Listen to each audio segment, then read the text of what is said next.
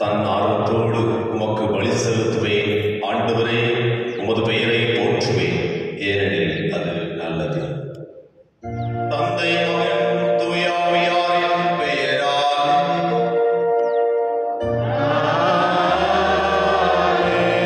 ஆண்டவராகிய இயேசு கிறிஸ்துவின் கடவுளின் தூய ஆவியாரின் பெயரும் உங்கள் அனைவரோடும் இருப்பதாக.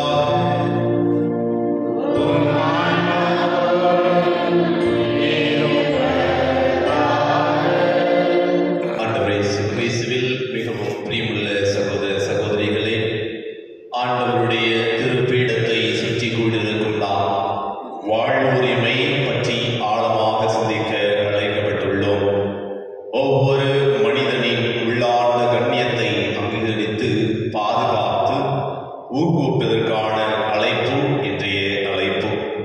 எரேமியா 1 அதிகாரம் 5வது வசனத்தில், தாய் வயிற்றில் உன்னை நான் உருவாகும் முன்பே அறிந்திருந்தேன் என்னும் கூற்றை கத்தோலிக்க திருமறை நமக்கு கற்பிக்கின்றது.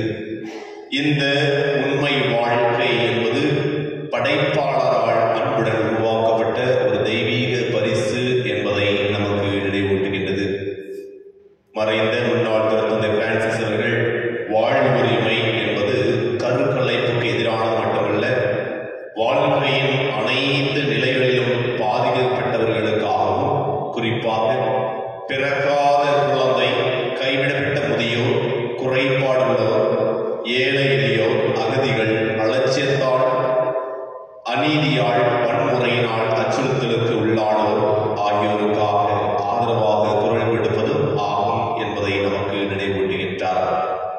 வாழ்வுரிமைக்காக அமைதியான முறையில் செயல்படுகின்ற அனைவரையும் நாம் இன்று நினைவு கூறுகின்றோம். கடினமான சூழ்நிலைகள், வாழ்க்கையை தேர்ந்தெடுக்கும் பெற்றோர்கள், மாற்று வழிகளை சொல்லி வழிகாட்டும் உதவி நிலையங்களில் தன்னார்வலர்கள், தமது பணியில் வாழ்வின் கண்ணியத்தை நிலைநிறுத்தும் மருத்துவர்கள் மற்றும் செவிலியர்கள் ஆகியோரை நினைத்து இந்த திருப்பலியில் சிறப்பாக ஜெபிப்போம்.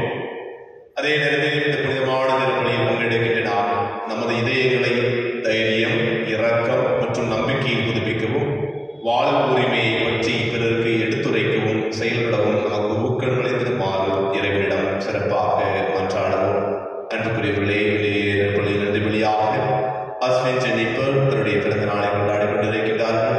ஜோசப், அக்கியநாதா மற்றும் அவருடைய குடும்பத்திற்கு நிறைவு செய்த அனைத்து நன்மைகளுக்கு நன்றியாகவும் திருப்பலியில் நன்றி வழியாக கொண்டிருக்கின்றார்கள். அதே வேளையில் ரீட்டா ஆண்டனி, வினிதா செல்வி, ஜோசப் சகாய்நாதன், அந்தோணி அம்மா, துரைராஜ் பீட்டர் இவருடைய ஆண்டு நடத்திற்காகவும் இந்த திருப்பலியில் சிறப்பாக ஜெபிப்போம். இடைவெளியில் வந்திருக்கின்ற ஒவ்வொருவருடைய தனிப்பட்ட கருத்துக்களுக்காகவும், நீங்கள் நினைக்கின்ற காரியங்கள் அனைத்தையும் இறைவன் உங்களோடு உடனிருந்து உங்களுக்கு வெற்றியை கொடுக்க வேண்டுவதற்காகவும் இந்த திருப்பலியில் சிறப்பாக ஜெபிப்போம். அன்புமிக்கவர்களே, இன்று நம்முடைய உயர் மறை மாவட்டத்தோடு இணைந்து நாம் வாழ்வுரிமை ட்ரோலை ஞாயிறு என்கின்ற தலைப்போடு நாம் சந்திக்க அழைக்கப்பட்டிருக்கின்றோம். இந்த நாளில் வாழ்வுரிமைக்காக ஒவ்வொரு நாளும் ஒவ்வொரு உரிமையும் சிறப்பாக ஜெபிப்போம். அன்பிக சகோதர சகோதரிகளுடைய மறைநிகழ்வுகளை கொண்டாடுவதற்கு பொருட்டு நம் பாவங்களை ஏற்றுக்கொள்வோம். எல்லா வளரிடமும்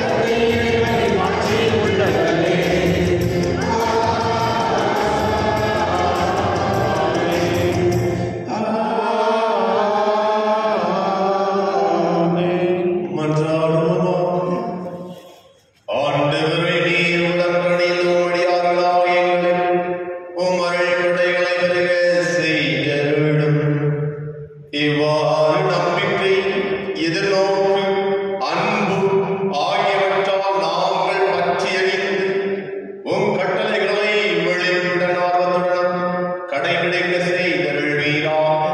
உமது ஆவியாரின் இறைவனாய் வாழ்ந்து ஆட்சி செய்கிற ஆண்டவர் உம் திருமணமாக இயேசு கிறிஸ்து வழியாக மன்றாடுகின்றோம்.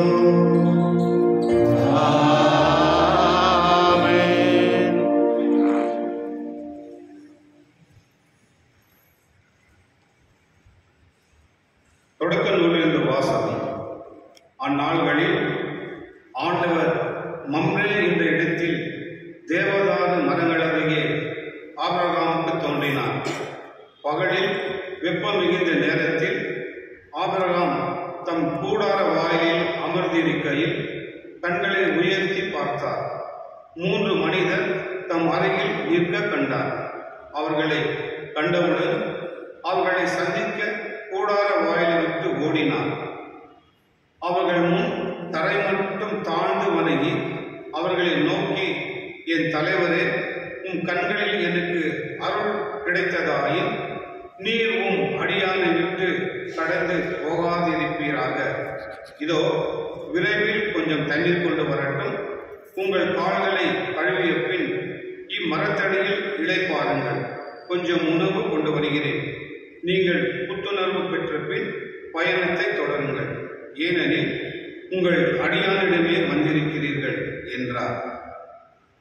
நீ சொன்னபடியே செய் என்று அவர்கள் பதிலளித்தார்கள். அதை கேட்டு ஆபிரகாம் தம் கூடாரத்திற்கு விரைந்து சென்று சாராவை நோக்கி, விரைவாக 3 மரக்கால் நல்ல மாவை பிசைந்து அப்பங்கள் சுடு என்றார். ஆபிரகாம் மாட்டு மந்தைக்கு ஓடி சென்று ஒரு நல்ல இளங்கன்றை கொணர்ந்து வேலைக்காரனிடம் கொடுக்க அவன் அதனை விரைவில் சமைத்தான். பிறகு அவர் வெண்ணெய், பால், சமைத்த இளங்கன்று ஆகியவற்றை கொண்டு வந்து அவர்கள் முன் வைத்தார். அவர்கள் உண்ணும் பொழுது அவர்கள் அருகே மரத்தடியில் நின்று கொண்டிருந்தார். பின்பு அவர்கள் அவரை நோக்கி, உன் மனைவி சாரா எங்கே என்று கேட்க அவர், அதோ கூடாரத்தில் இருக்கிறாள் என்று பதில் கூறினார். அப்பொழுது ஆண்டவர், நான் இளவேனில் காலத்தில் உறுதியாக மீண்டும் உன்னிடம் வருவேன். அப்பொழுது உன் மனைவி சாராவுக்கு ஒரு மகன் பிறந்திருப்பான் என்றார். அவருக்கு பின் புறத்தில் கூடார வாயிலில் சாரா இதை கேட்டுக்கொண்டிருந்தார். ஆண்டவர் வழங்கும் வாழ்வாக்கு.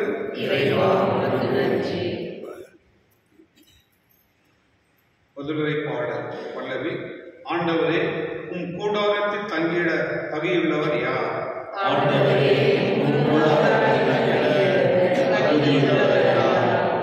மாசற்றவராய் நடப்போரே, இன்னோர் நேர்ய விட்டு செய்வர், உளமான உண்மை பேசுவர்.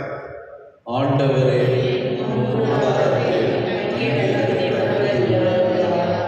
தம் நாமினால் புறங்கூறார், தம் தோழருக்கு தீங்கிழையார், தம் அடுத்தவரை பழித்துரையார், நெறித்தவரை நடப்போரை இழிவாக கருதுவர். ஆண்டவருக்கு அஞ்சுவோரை உயர்வாக மதிப்பர். தமக்கு துன்பம் வந்தாலும் கொடுத்த வாக்குறுதியை மீறார்.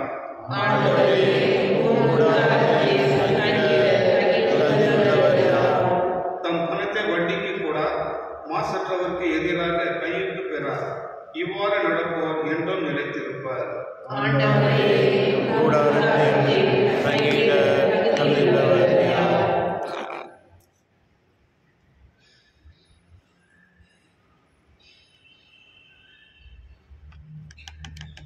திருத்தூதர் பவுல் கொலோசியருக்கு எழுதிய திருமுகத்திலிருந்து வாசகம். சகோதர சகோதரிகளே, உங்கள் பொருட்டு துன்புறுவதில் நான் மகிழ்ச்சி கொள்கின்றேன். கிறிஸ்து தம் உடலாகிய திருச்சபைக்காக வேதனையுற்றார். அவர் மேலும் பட வேண்டிய வேதனையை என் உடலில் ஏற்று நிறைவு செய்கிறேன். என் மூலம் இறை வார்த்தையை முழுமையாக உங்களுக்கு வழங்கும் பொறுப்பை கடவுள் எனக்கு கொடுத்தார். எனவே நான் திருத்தொண்டன் ஆனேன். நான் வழங்கும் இறைவார்த்தை உளி உளியாக, தலைமுறை தலைமுறையாக மறைந்திருந்த இறை திட்டத்தை பற்றியதே. அத்திட்டம் இப்பொழுது இறை மக்களுக்கு வெளிப்படுத்தப்படுகிறது. மக்களினங்களிடையே அது அளவற்ற மாட்சியுடன் செயல்படுகிறது என்பதை தம் மக்களுக்கு தெரிவிக்க கடவுள் திருவுளம் கொண்டார். உங்களுக்குள் இருக்கும் கிறிஸ்துவை பற்றியதே அத்திட்டம். மாட்சி பெறுவோம் என்னும் எதிர்நோக்கை அவர் அளிக்கிறார். கிறிஸ்துவை பற்றிய நாங்கள் அறிவித்து வருகிறோம். கிறிஸ்துவோடு இணைந்து ஒவ்வொருவரும் முதிர்ச்சி நிலையில் பெறுமாறு ஒவ்வொருவருக்கும் அறிவுரை கூறி முழு ஞானத்தோடு கற்பித்து வருகிறோம். ஆண்டவரின் அருள்வாக்கு. இறைவாக்கு நன்றி.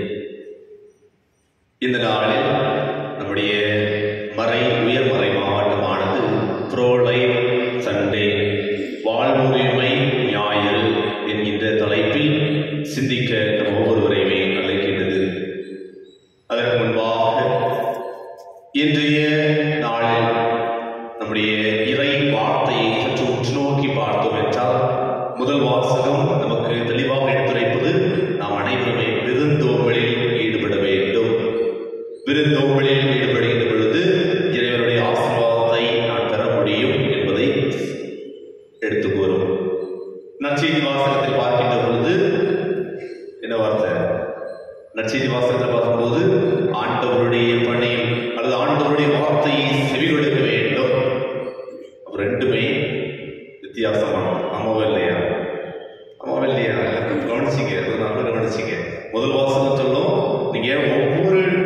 செயலிலும் உங்களுடைய செயலினால் ஆண்டவரை நீங்கள் வாழ்த்துங்கள். உங்களுடைய வழி நடத்துதலால் ஆண்டவரை நீங்கள் போற்றுங்கள். ஆண்டவருடைய ஆசீர்வாதத்தை பெற முடியும். இதைத்தான் இந்த முதல் வாசகம் நமக்கு கொடுக்கப்பட்டது. 3 நபர், இந்த முதல் வாசக தொடக்க நூலில் 3 நபர் வழிபகுதியில் நடந்து கொண்டிருக்கின்றார்கள், சோர்வோடு இருக்கின்றார்கள். இதனை கண்ட ஆபிரகாம் அவர்கள் ஓடோடி சென்று என்ன தேவை என்று அறிந்து அவர்களுக்கு உணவு கொடுப்பதை பார்க்கின்றோம். உணவு கொடுத்த ஒரே காரணத்தினால் அந்த மூவரும் ஆண்டவர் ஆபிரகாமை ஆசீர்வதிக்கின்றார். நான் திரும்பி வருகின்ற பொழுது உனக்கு ஒரு மகனை கொடுப்பேன் என்கின்றார். காரணம் அவருடைய பெருந்தோம்பலினால். ஆனால் நம்முடைய நற்செய்தி வாசகத்தை பார்க்கின்ற பொழுது ஆண்டவர் இயேசு கிறிஸ்து மார்த்தா மரியா வீட்டிற்கு செல்கின்றார். அங்கு மரியா ஆண்டவரோடு ஆண்டவருடைய அருகில் உட்கார்ந்து ஆண்டவருடைய வார்த்தையை தியானிக்கின்றார், அவருடைய வார்த்தையை கேட்கின்றார். ஆனால் மரியா மார்த்தாவோ அவருக்கு உணவு கொடுக்க வேண்டும் என்று பரபரப்பாக செயல்படுகின்றார். இறுதியில் ஆண்டவர் இயேசு கிறிஸ்து கூறுவது, யார் நல்ல பங்கை தேர்ந்தெடுத்திருக்காங்க? மரியா நல்ல பங்கை தேர்ந்தெடுத்து கொண்டிருக்கின்றார். அப்ப மார்த்தா நல்ல பங்கை தேர்ந்தெடுக்கவில்லையா? ஒரு வீட்டுக்கு உங்க வீட்டுக்கு ஒரு ஆள் விருந்தாள வராங்க, நானே உங்க வீட்டுக்கு வரேன், நீங்க என்ன பண்ணுவீங்க? போல என் பக்கத்துல உட்காந்து நான் சொல்றதை கேட்பீங்களா? அல்லது காஃபி டீ போட போவீங்களா? காஃபி டீ தான் போட போவீங்களா? வர்றவங்களுக்கு ஒரு கிளாஸ் தண்ணியாவும் கொடுக்கணும்னு நினைப்போம் தான். ஆனா இங்க என்ன ஆச்சு? அன்புகளை நல்லா தெரிந்து கொள்ள வேண்டும். இரண்டுமே முக்கியம். கடவுளுடைய வார்த்தையை கேட்பது முக்கியம், கடவுளுக்கு பணிபுரிவதும் முக்கியம். இதைத்தான் இந்த 2 வாசல்கள், இந்த இரண்டுமே நம்முடைய கண்கள், நம்முடைய உடலுக்கு 2 கண்கள் போல. கடவுளுடைய அதான் யாக்கோபு சொல்லுகின்றார், செயலற்ற விசுவாசம் செத்த விசுவாசம், செயலற்ற விசுவாசம் செத்த விசுவாசம். எனவே அன்புக்குரியவர்களே, அதனை நாம் கருத்தில் கொண்டு நாமும் யாருக்கு என்ன தேவை என்று அறிந்து அவர்களுக்கு உதவுகின்ற பொழுது கடவுளுக்கு உதவுகின்றோம். அதே போல கடவுளுடைய வார்த்தையை ஒவ்வொரு நாளும் தியானித்து இவ்வுலகில் வாழ வேண்டும் என்கின்ற செய்தியைத்தான் இறை வார்த்தை கூறுகின்றது. சென்ற வாரம் நற்செய்தி வாசகம் நமக்கு என்ன சொல்லுச்சு? அந்த 7 மணி மாசத்துல நம்முடைய திருத்தலத்தில் அழகாக மறையுரையாற்றினார் இல்லையா? சென்ற வாரம் அதுல ஒரு தீம் என்ன கொடுக்கலாம்?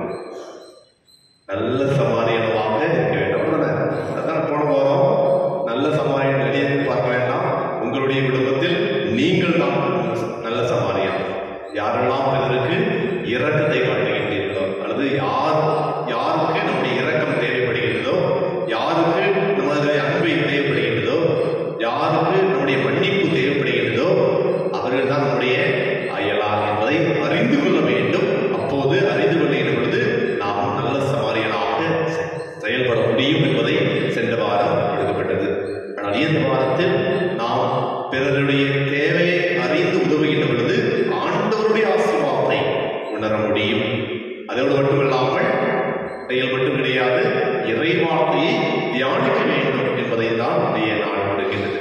அன்புரியவர்களே, அதனை நாம் கருத்தில் கொண்டு அதன்படி வாழக்கூடிய ஆற்றலை தேவனம் கொடுக்க வேண்டும் என்பதற்காக இந்த திருப்பலியில் சிறப்பாக ஜெபிப்போம். அதே வேளையில் இது நம்முடைய தாயார் திருவை அல்லது நம்முடைய உயர் மறை மாவட்டம் வாழ்வுரிமை என்பதை சிந்திக்க நம்மை அழைக்கப்படுகின்றது.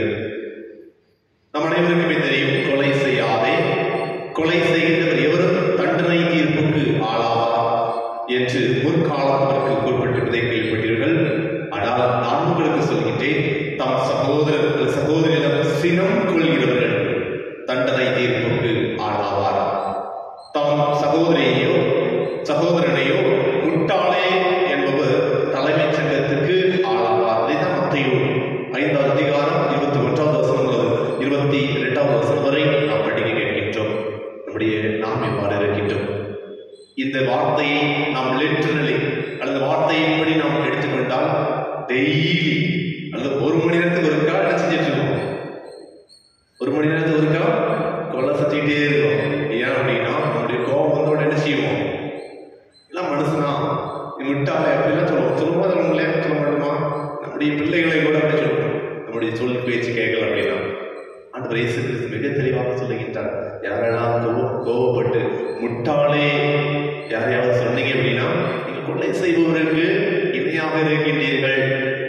அன்புக்குரியவர்களே, மனித வாழ்க்கை புனிதமானதாக இருக்கிறது. ஏனென்றால் தொடக்கம் முதல் அது கடவுளின் படைப்பாற்றல் உருவாக்கப்பட்டது. ஆகவே அது இறுதி வரை கடவுளுடைய உறவில் நிலைத்திருக்கிறது. கடவுள் ஒருவரை வாழ்வின் முதலும் முடிவுமாக இருக்கின்றார். எந்த சூழலிலும் மனித உரிமையை அல்லது மனித உயிரை அளிக்கும் உரிமை யாருக்கும் கிடையாது என்பதை தோடும் பேச்சை வாழ்வின் பரிசு வத்திக்கான் சுற்று மடல் ஆனது நமக்கு தெளிவுபடுத்துகிறது. அதன் மட்டும் யோபு 2ஆம் அதிகாரம் 10வது வசனத்தில் இவ்வாறு கூறப்படுகின்றது. கடவுளின் கையில் தான் அனைத்து படைப்புகளின் உயிரும் மனித இனத்தின் மூச்சும் உள்ளன. அதனை நாம் உணர்கின்றோமா? நம்முடைய கோபத்தால், நம்முடைய வார்த்தையால் அநேக நபர்களை கொண்டு கொண்டே இருக்கின்றோம். அதனை சிந்தித்து பார்ப்போம். அதன் மட்டுமல்லாமல் ஒவ்வொரு மனித வாழ்வும் கருவறை முதல் கல்லறை வரை அது புனிதமாக இருக்கின்றது. ஏனென்றால் மனிதன் உயிருள்ள தூய கடவுளின் சாயலில் படைக்கப்பட்டிருக்கின்றோம். நம் ஒவ்வொருவருமே ஆண்டவருடைய சாயலாக, ஆண்டவருடைய உருவிலுமாக படைக்கப்பட்டிருக்கின்றோம். நாம் அதனை உணர்ந்து பிறரை மதிக்கின்றோமா? நம்மை சோதித்து பார்ப்போம். அநீதியான ஆக்கிரமிப்பாளர்களுக்கு தீங்கு விளைக்க முடியாதபடி செய்யும் உரிமையை கொலை தடை ரத்து செய்யாது. சட்டப்பூர்வ பாதுகாப்பு என்பது மற்றவர்களின் வாழ்க்கை அல்லது பொது நன்மைக்கு பொறுப்பானவர்களின் கடமையாகும். ஒரு மனிதனை கொலை செய்வது மனிதத்தின் கண்ணியத்திற்கும் படைத்தவரின் தூய்மைக்கும் முற்றிலும் எதிரானது. கருவாக உருவாக முதலில் இருந்தே குழந்தைக்கு வாழ்வுக்கான உரிமை உள்ளது. நேரடி கருக்கலைப்பு, அதாவது கருக்கலைப்பு ஒரு முடிவாக அல்லது ஒரு வழிமுறையாக ஒரு குற்றவியல் நடைமுறையாகும். இது தார்மீக சட்டத்திற்கு முற்றிலும் முரணானது. மனித உயிருக்கு எதிராக இந்த குற்றத்திற்கு கத்தோலிக்க திருவையின் சட்ட ரீதியான தண்டனை திருவையில் இருந்து வெளியேற்றப்படுவார்.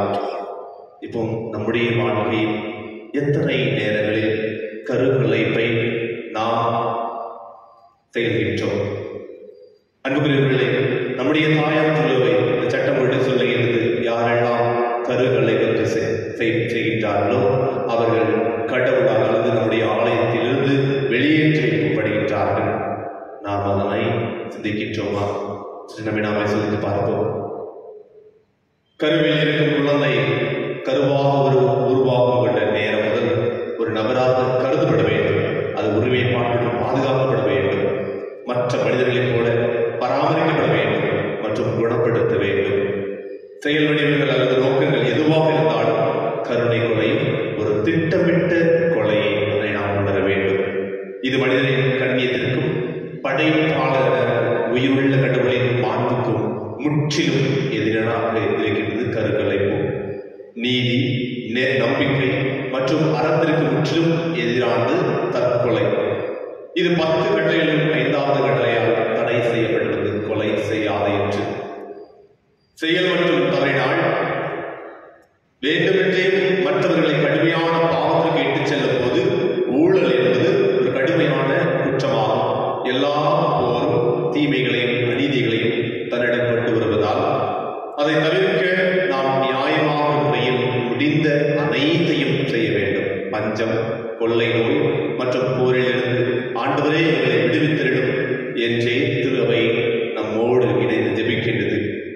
ஆயுத மோதல்களின் போது தார்மீக சட்டத்தின் நிரந்தர செல்லுபடியை திருவையும் மனித பகுத்தறிவையும் வலியுறுத்துகின்றது. நாடுகளின் சட்டத்திற்கும் அதன் உலகளாவிய கொள்ளைகளுக்கும் முரணாக நடைபெறும் செயல்கள் குற்றமாக கருதப்படுகிறது. அதேவேளையில் ஆயுத போட்டி என்பது மனித இனத்தின் மிகப்பெரிய சாபங்களில் ஒன்றாகும். மேலும் அது ஏழைகளுக்கு ஏற்படுத்தும் தீங்கு தாங்கிக் கொள்ள முடியாத அளவுக்கு அதிகமாக இருக்கிறது. உலகத்தை ஈர்த்து அதோடு மட்டுமல்லாமல் அமைதி ஏற்படுத்துவோர் பெயர் பெற்றோர், ஏனெனில் அவர்கள் கடவுளின் மக்கள் என அழைக்கப்படுவர். இதுதான் மத்தேயு 5வது அதிகாரம் 9வது வசனத்தில் நாம் பார்க்கின்றோம். அன்புக்குரியவர்களே, நாம் அமைதியை ஏற்படுத்துவர்களாக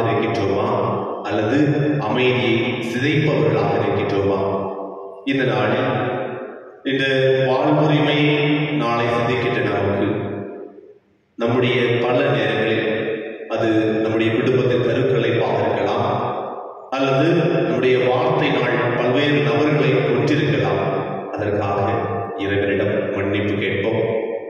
இனிமேல் இந்த தவறை நம்முடைய வார்த்தை நாளும் நம்முடைய வாழ்வாழாலும் பிறரை கொலை செய்யாமல் இருக்க இன்றைய நாளில் இந்த திருப்பலியில் சிறப்பாக ஜெபிப்போம்.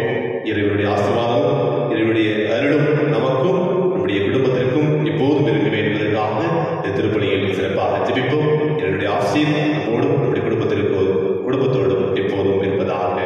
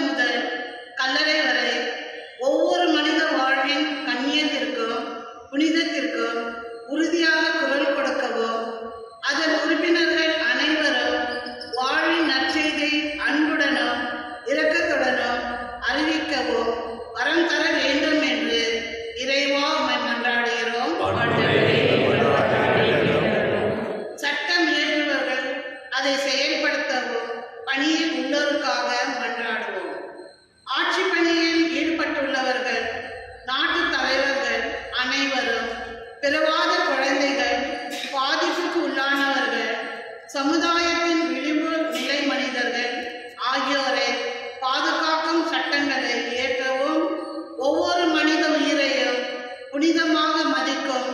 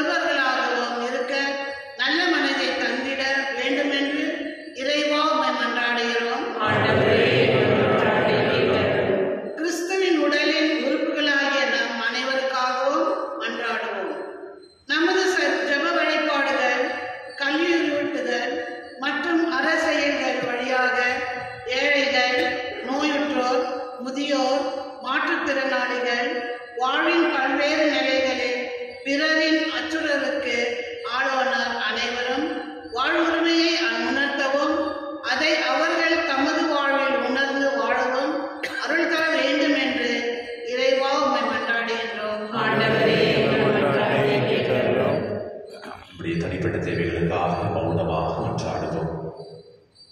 இன்றைய இரண்டாவது வாசகத்தில் உங்களுள் இருக்கும் கிறிஸ்துவை பற்றிய அத்திட்டம் மாட்சி பெறுவோம் எனும் எதிர்நோக்கி அவரே நமக்கு அளிக்கின்றார் என்பதை உணர்ந்த நாம் ஒவ்வொருவருடைய உள்ளத்திலும் இறைவன் இருக்கின்றார், நமக்கு நம்முடைய திட்டத்தை கற்றுக் கொடுத்துக் கொண்டிருக்கின்றார் என்பதை அறியக்கூடிய ஆற்றலை இந்த நேரத்தில் இறைவன் ஒவ்வொருவருக்கும் தூய ஆவியின் வல்லமையினால் நமக்கு எடுக்க வேண்டும். சிறப்பாக ஜெபிப்போம்.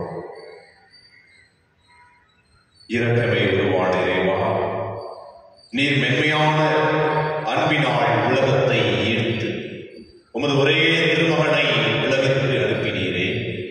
ஒவ்வொரு உயிரின் மதிப்பையும் நாங்கள் உணர்ந்து கொள்ளவும் உடைந்த உள்ளங்களை உமது அன்பால் ஒட்ட வைத்து நிறைவாக்கவும் எங்களுக்கு அருள் புரிவீராக.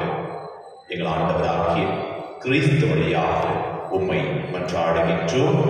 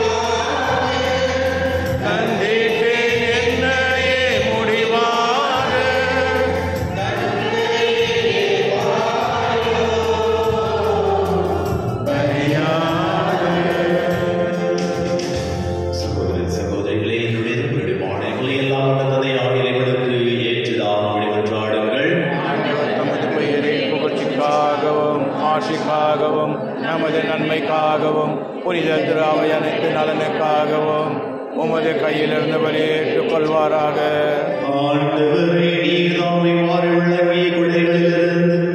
நாங்கள் கொண்டு வரும் காணிக்கைகளை ஏற்ற வேண்டும். அதனால் உமதருடைய நாட்களால் செயல்படும் இப்புனிதமிக்க மறை நிகழ்வுகள் இவ்வுலகிலே எங்களுக்கு வாழ்வை புனிதப்படுத்தி நிலையான பெயருக்கு கேட்டு செல்வனவா எங்கள் ஆண்டவராகிய கிறிஸ்து வழியாக உம்மை மன்றாடுகின்றோம்.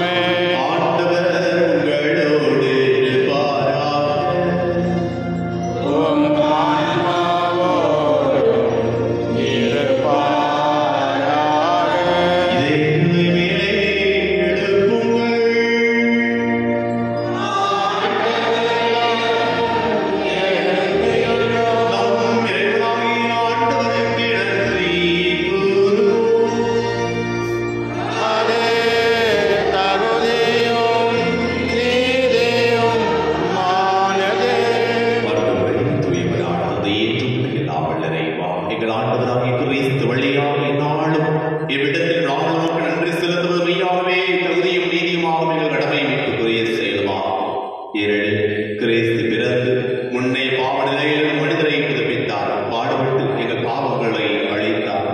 இறந்தவரிடமிருந்து உயிர்த்தெழுந்து நிலை வாழ்வுக்கு வழிவகுத்தார். தன்னை தந்தையே அவர்களிடம் முன்னேறி வந்து விண்ணகத்தின் கதவுகளை திறந்து வைத்தார். ஆகவே வானதூதர் அணிகளோடு புனிதர்களின் பெருந்திரளோடு நாங்கள் சேர்ந்து உமக்கு புகழ்ச்சி பண்ணி செய்து முடிவின்றி சொல்வதாவது: தூயவர் தூயவர் தூயவர் வான்படைகளின் கடவுளாம் ஆண்டவர், விண்ணகமும் மண்ணகமும் உமது மாட்சியால் நிறைந்துள்ளன. உன்னதங்களிலே ஓசானா. ஆண்டவர் பெயரால் வருகின்றவர் ஆசி பெற்றவர்.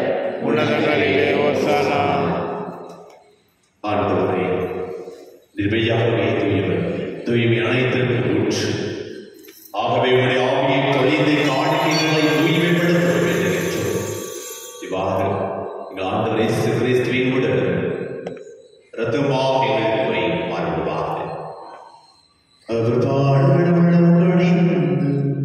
தம்மை கையளித்த போது அப்பத்தை எடுத்து செலுத்தி அதை பிட்டு தம் சீடர்களுக்கு அளித்தவர் கூறியதாவது, அனைவரும் பெற்று உண்ணுங்கள், ஏனெனில் இது உங்களுக்காக கையளிக்கப்படும் என் உடல்.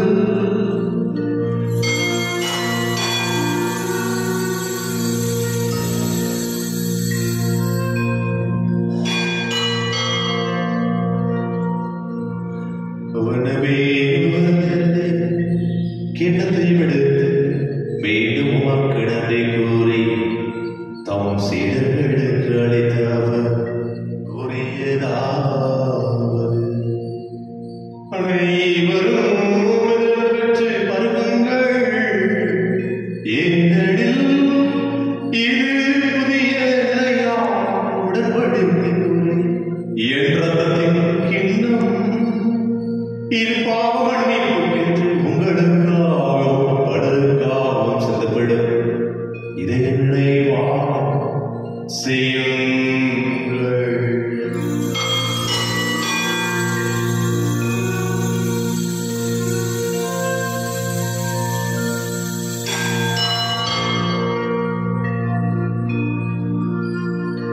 நம்பிக்கையின் மறைவுகள்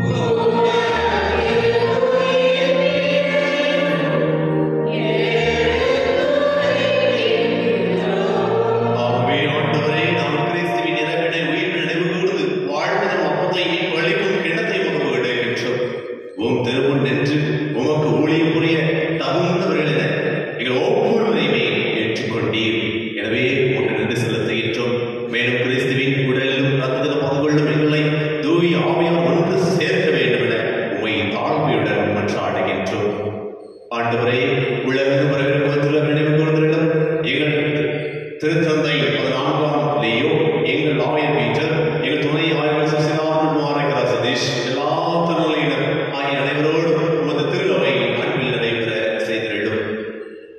மேலும் உயிர்த்தலும் எதிர்நோக்குடன் துயில் கொள்ளும் எங்கள் சகோதர சகோதரிகளையும் இறந்தோர் அனைவரையும், இன்னும் சிறப்பாக எங்கள் குடும்பத்தில் மறித்த அனைத்து ஆத்மாக்களையும், இந்த உலகத்தில் வராமல் பிறக்காமல் இருக்கின்ற அனைத்து குழந்தைகளுடைய ஆத்மாக்களுக்காகவும், யாருடைய ஆத்மாக்களுக்காகவும், ஒத்திரிகை செலுத்திருக்கின்ற அனைத்து ஆத்மாக்களுக்காகவும் இரக்கத்துடன் நினைவு கூர்ந்து திருப்பவளையில் ஏற்றிடும். ஆண்டவரே, எங்கள் அனைவரும் மீது இரக்கமாயிரும். நாங்கள் அனைவரும் ஆபிரகாமை போல விருந்தோம்பலில் ஈடுபட வேண்டும். மரியாவை போல ஆண்டவருடைய வார்த்தையை செவி கொடுத்து அதன்படி வாழக்கூடிய ஆற்றலை ஒவ்வொரு மீதும் ஒளிந்திடும். எங்கள் அனைவரும் மீது இரக்கமாயிரும். கடவுளை கடுத்தாய அவருடைய கடற்கான செய்வோம். திருத்துவர்கள் இவ்வுலகில் உகந்தவராயிருக்கிறார்கள். அனைவரும் நாம் இல்லை வாழ்வில் வந்துவிட்டு ஓம் திருமான இயேசு கிறிஸ்து வழியாக புகழ்ந்தேத்து வரவுள்ள உண்மையும் ஒன்றாடுகின்றோம்.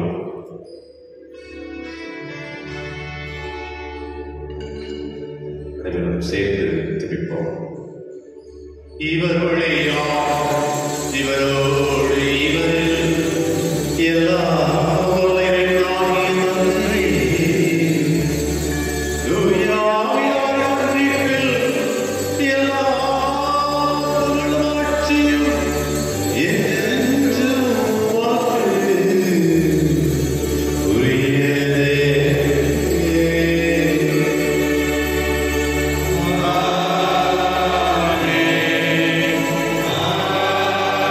Amen.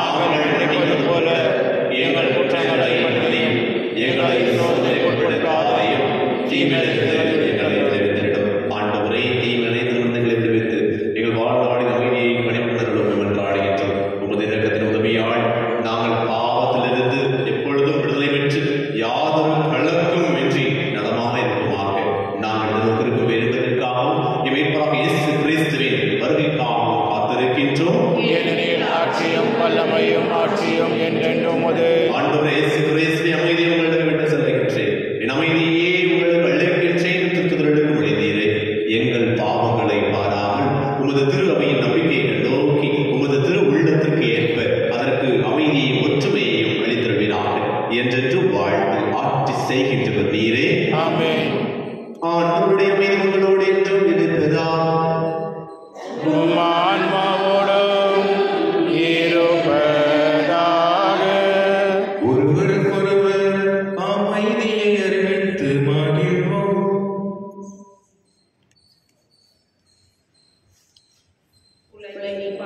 போக்கும் இருளின் சமரியே எம்மேல் இரக்கம் வையும். உலகின் பாவம் போக்கும் இருளின் சமரியே எம்மேல் இரக்கம் வையும். உலகின் பாவம் போக்கும் இருளின் சமரியே எமக்கு அமைதி அருளும்.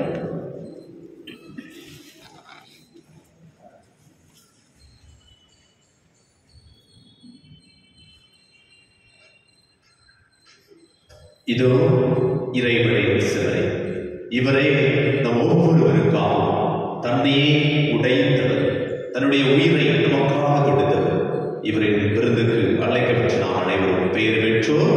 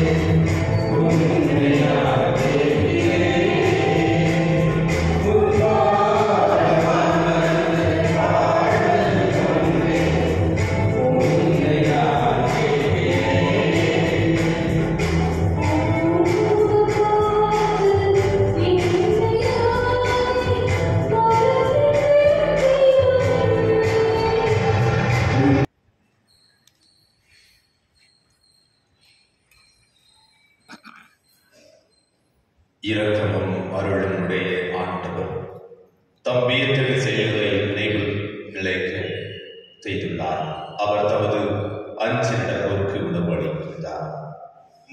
கூறி மன்றாடுவோமா. ஆண்டவரே, இந்த மறை நிகழ்வு நாள் நீர் நிறைவு செய்த மக்களுடன் கனிவாய் தங்கியிருக்க உம்மை வேண்டுகின்றோம். பழைய நிலையிலிருந்து வாழ்வில் புதிய நிலைக்கு நாங்கள் கடந்து செல்ல செய்வீராக. எங்கள் ஆண்டவராகிய கிறிஸ்து வழியாக உம்மை மன்றாடுகின்றோம்.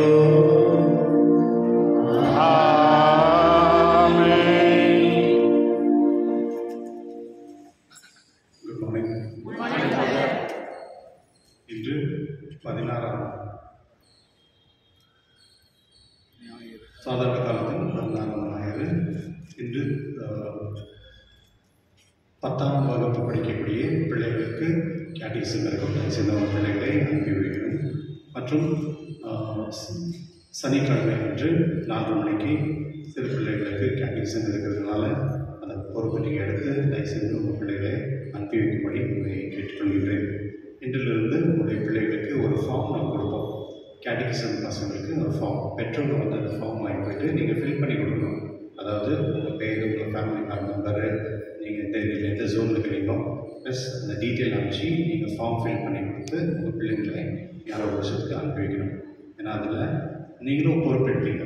வீட்டில் இருக்க பெற்றோர்களும் பொறுப்பெடுத்து பிள்ளைங்களை நம்ம கண்டிப்பாக ஞானத்தை சாப்பிட்டு கொடுப்போம் அப்படின்னு சொல்லிட்டு அதுக்கேற்ற ரிக்வெஸ்ட்னால நம்ம வந்து பிள்ளைங்களுக்கு வந்து அந்த ஞான உபதேசம் சொல்லிக் கொடுப்போம். அதனால் இந்த ஒரு பொறுப்பு வந்து திருச்சபைக்கும் மற்றும் பெற்றோர்களுக்கு இந்த ஒரு பெரிய பொறுப்பு இருக்கிறதுனால தயவுசெய்து கடைபிடிக்கும்படி உங்களை கேட்டுக்கொள்கிறேன். அந்த ஒரு அப்ளிகேஷன் வந்து 100 rupees. அது வந்து 100 ரூபாய் வந்து இந்த ஒரு புக் கொடுப்பாங்க. அது பிஷப் ஹவுஸ் போகும். ப்ளஸ் அந்த 50 ரூபாய் வந்து ரெஜிஸ்ட்ரேஷன், அதுவும் பிஷப் ஹவுஸ் தான் போகும். அதனால் 100 ரூபாய் கொடுத்து ரெஜிஸ்டர் பண்ணும்படி கேட்டுக்கொள்கின்றேன். 22ஆம் தேதி செவ்வாய்க்கிழமை அன்று மேரி மேக்டனுடைய விழா.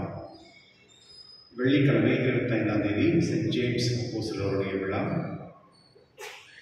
26ஆம் தேதி சனிக்கிழமை சென்ட் ஜோக்கிம் ஆனா அவருடைய விழா. அது அன்னை மாதாவுடைய பெற்றோர்கள். அதனால் அன்று விசேஷமாக அந்த சனிக்கிழமை அன்று நம்முடைய வீட்டில் யாராவது வயசானவங்க இருந்தாங்கன்னா அவங்க வந்து திருப்பலிக்கு வந்தாங்கன்னா அன்றைக்கி விசேஷமான அவங்களுக்கு ஆசீர்வாதம் ஜெபம் இருக்கும். நம்முடைய ஆந்தனிஸ் சாப்பல் சிமெண்ட் லைனில் இன்று சென்ட் அந்தோனியாவுடைய விழா. 11 மணிக்கு திருப்பலி மற்றும் 5 மணிக்கு ப்ரொசஷன் இருக்கும். இந்த எஜுகேஷன் ஸ்காலர்ஷிப் மைனாரிட்டி கமிஷனுக்கு யாராவது வேணும் இருந்துச்சுன்னா தயவுசெய்து அவங்க சனிக்கிழமையில் 4 மணிலேருந்து 6 மணிக்கு அவரை போய் பார்த்து அதுக்கு தேவையான டாக்குமெண்ட்ஸ் ப்ரிப்பேர் பண்ணிக்கொள்ளும்படி கேட்டுக்கொள்கிறேன். இங்கே வந்து இந்த டம் பாக்ஸ் இருக்குது பாருங்கள், டம் பாக்ஸ் இருக்குது தெரியுமா, அதை வந்து சஜஷன் பாக்ஸில் போட்டிருக்கோம். அங்கே பின்னாலேயும் இருக்குது. அதனால் யாருக்காவது சஜஷன் எதாவது போடணும் அப்படின்னா நீங்கள் தமிழில் கூட எழுதலாம். தமிழ், கன்னடா, இங்கிலீஷ், உங்களுக்கு எந்த மொழியும் தெரியுமோ அந்த மொழியில் நீங்கள் சஜஷன் பாக்ஸ், உங்களுக்கு ஏதாவது திருச்சபை வளரணும் அப்படின்றது உங்களுடைய நோக்கம் இருந்துச்சுன்னா அதில் வந்து ஒரு ஜெனியூனான ஒரு விஷயத்தை நீங்கள் எழுதி போடலாம். இன்று சாயங்காலம் BBC FCSC parish council meeting ப்ளஸும் ஃபைனான்ஸ் கமிட்டி மெம்பர்ஸுடைய மீட்டிங் இருக்குது. ஒரு ஷார்ட் மீட்டிங் தான் 6 மணிக்கு. அதில் எல்லோரும் வந்து செயல்படி கேட்டுக்கொள்கின்றேன். மற்றும் நெக்ஸ்ட் மந்த்லேருந்து, அடுத்த மாதத்துலேருந்து பாரிஷ் கவுன்சில் மீட்டிங் வந்து ஃபஸ்ட்டு சண்டே, முதல் ஞாயிற்றுக்கிழமை அன்று 9 மணிக்கு திருப்பலி முடிந்தவுடனே அந்த மீட்டிங் இருக்கும் ரெகுலராக. அதில் அதுக்கு உங்கள் கேலண்டரில் நீங்கள் எழுதி வைத்துக் கொள்ளும்படி கேட்டுக்கொள்கின்றேன். இந்த பார்க்கிங் ஒரு பெரிய பிரச்சனையாக இருக்குது. இப்போல்லாம் நிறைய பேர் வந்து நம்முடைய டிவினட் கண்டக்ட் அடோரேஷன் சாப்பிட்டு யாரும் போகிறதில்ல. ஏன் போகிறதில்லைன்னா அங்கே நிறைய வண்டியெல்லாம் பிளாக் பண்ணி வச்சுருக்காங்க. இனிமேல்ட்டு தயவுசெய்து யாரும் இந்த டிவினட் கண்டக்ட் இதற்காக வந்து வண்டி யாரும் பார்க் பண்ணக்கூடாது. 2 வீலர்ஸ் எல்லாம் வந்து நீங்கள் இங்கே பார்க் பண்ணிக்கோங்க. இந்த சைடில் இப்படி இங்கே பார்க் பண்ணிக்கலாம். இல்லை இந்த சைடு கிரவுண்டில் கூட நிறைய வேலை இருக்குது. காரெல்லாம் வந்து அந்த புக் பண்ணிக்கலாம். இந்த சைடில் யாரும் பார்க் பண்ணாதபடி நீங்கள் பார்த்துக்கோங்க. ஏன்னா ஜனங்களுக்கு வந்து அந்த உள்ளே போகிறதுக்கு அந்த ஒரு இன்ட்ரெஸ்ட் வர மாட்டேங்குது. கடவுள் நம்மளுக்காக காத்துட்ருக்காரு. அட்லீஸ்ட் பூசை முடிஞ்சு சும்மா ஒரு நம்ம யாருன்னா பார்த்து சொல்கிறோம்ல, குட் மார்னிங் ஹாய் அப்படிலாம் சொல்கிறோம்ல, அந்த கடவுளுக்கு அங்கே போயிட்டு சும்மா ஒரு விஷ் பண்ணி வரலாம். அதை வந்து ஹேபிட் பண்ணிக்கணும். உங்கள் பிள்ளைங்களையும் கூட்டு போயிட்டு கடவுள்கிட்ட சும்மா நீங்கள் கோயிலுக்கு வரதுக்கு முன்னே கூட பண்ணலாம், இல்லை போகிறப்ப கூட நீங்கள் செஞ்சுட்டு போகலாம். இன்று சாயங்காலம் 5 மணிக்கு ஜோனல் லீடர்ஸும் எஸ்சிசி ஆனிமேட்டர்ஸ் ஒரு ஷார்ட் மீட்டிங் ஒரு 15 மினிட்ஸ்க்காக தயவுசெய்து வந்து அந்த மீட்டிங் கலந்து கொள்ளும்படி உங்களை கேட்டுக்கொள்கிறேன். இன்று 9:30 மணி திருப்பலி ஆன பிறகு நம்முடைய யூத்ஸ்க்கு 8th 9th 10th standard youths சொல்லிட்டு இந்த ப்ரோ லைஃப் அப்படின்ற ஒரு அவங்களுக்கு ஒரு அவேர்னஸ் ப்ரோக்ராம் வந்து கண்டக்ட் பண்ணுறாங்க. அது ரொம்ப முக்கியமானது. இன்றைக்கி வந்து நம்ம நாட்டில் மொத்தம் 16 கோடி வருஷத்தில் 16 கோடி நம்ம நாட்டில் வந்து குழந்தைங்களை வந்து அபார்ஷன் பண்ணுறாங்க. 16 கோடி ஒரு வருஷத்தில். இது நாடு எங்கே போய்ட்டுருக்கோம்? இது வந்து தவறு. கடவுள் வந்து உயிர் வந்து கொடுத்துருக்கிறத வந்து நம்ம அதை பாதுகாக்கணும். அது இல்லாமல் அதை வந்து நம்ம எப்பொழுதுமே அதுக்கு நம்ம என்ன சொல்கிறது, அது ஹையஸ்ட் ரெஸ்பெக்ட் நம்ம கொடுக்கணும். சில நேரத்தில் வந்து சில பேர் வந்து வேறு விதத்தில் அபார்ஷன் பண்ணுறாங்க. அதனுடைய விளைவுகள் என்ன அப்படின்னு சொன்னால், அதில் நிறைய பேர் வந்து அந்த மாதிரி செய்யும்போது நிறைய பேர் இறந்துறாங்க, உயிர் கூட இழந்துறாங்க. அது இல்லாமல் அதோட பாவத்தை அப்படியே கொண்டு போயிட்டே இருக்கிறாங்க. அதனால் இதை பற்றி சில விஷயங்கள் வந்து பிள்ளைங்களுக்கு சொல்லிக் கொடுக்குறதுக்கும் அவங்க ஃப்யூச்சர் வந்து இது மாதிரி தவறு செய்யாத மாதிரி இருக்கிறதுக்கு இந்த முயற்சி. அதனால் உங்களுடைய யூத் பசங்க ஹைஸ்கூல் பசங்க அனுப்பி வைக்கும்படி நான் கேட்டுக்கொள்கிறேன். கடந்த வாரத்தை காணிக்க மொத்தம் 50,710 ரூபாய் இருக்கும். நன்றி. தேங்க்யூ. Wonderful Sunday. ஆண்டவர் உங்களோடு இருப்பாராக.